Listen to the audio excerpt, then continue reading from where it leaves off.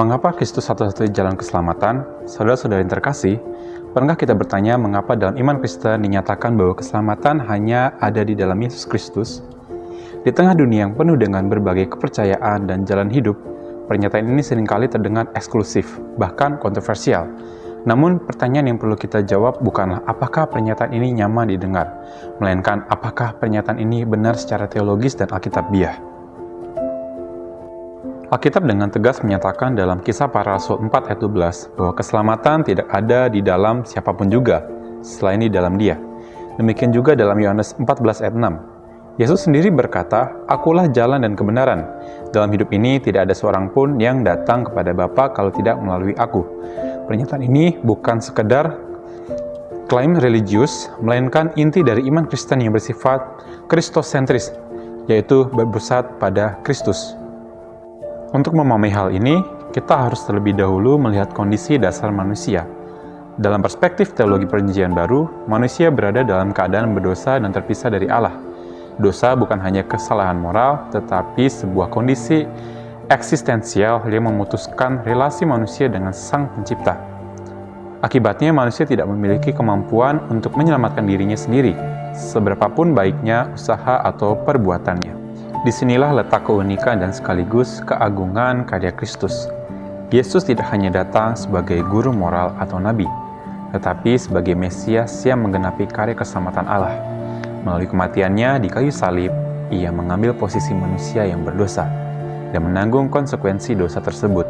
Inilah yang dalam teologi disebut sebagai pendamaian, di mana hubungan yang rusak antara manusia dan Allah dipulihkan melalui pengorbanan Kristus. Lebih dari itu, kematian Kristus juga merupakan tindakan penebusan. Dalam pengertian ini, manusia yang sebelumnya terikat oleh dosa dan kuasa maut dibebaskan melalui harga yang telah dibayar oleh Kristus. Harga itu bukan berupa materi, melainkan nyawanya sendiri, seperti yang dinyatakan dalam Markus 10 ayat 45. Anak manusia datang untuk memberikan nyawanya menjadi tebusan bagi banyak orang. Namun karya keselamatan tidak berhenti di salib. Kebangkitan Kristus menjadi bukti bahwa kuasa dosa dan maut telah dikalahkan. Kebangkitan ini menegaskan bahwa Yesus benar-benar adalah Tuhan dan Mesias, serta menjamin bahwa keselamatan yang Ia tawarkan bukanlah konsep kosong, melainkan realitas yang hidup. Dengan demikian, ketika dikatakan bahwa Kristus adalah satu-satunya jalan keselamatan, hal ini bukanlah bentuk eksklusivisme yang sempit, melainkan konsekuensi logis dari karyanya yang unik dan tidak tergantikan. Tidak ada tokoh lain dalam sejarah yang mati bagi dosa manusia dan bangkit untuk mengalahkan maut. Karena itu, tidak ada jalan lain yang dapat menggantikan peran Kristus sebagai mediator antara Allah dan manusia. Implikasinya bagi kita sangat jelas.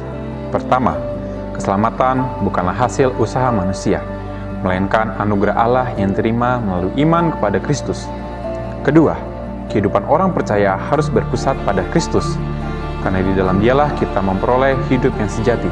Ketiga, gereja memiliki panggilan untuk memberitakan Injil, yaitu kabar baik bahwa keselamatan tersedia bagi semua orang, tetapi hanya dalam Yesus Kristus. Sebagai penutup, kita dapat menegaskan bahwa Kristus bukan sekedar salah satu jalan menuju keselamatan, melainkan satu-satunya jalan.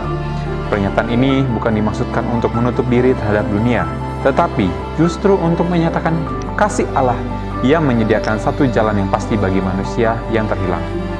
Kiranya melalui pemahaman ini, kita tidak hanya mengetahui kebenaran tersebut secara intelektual, tetapi juga menghidupinya dalam iman dan ketaatan kepada Kristus, Sang Juru Selamat. Tuhan berkati.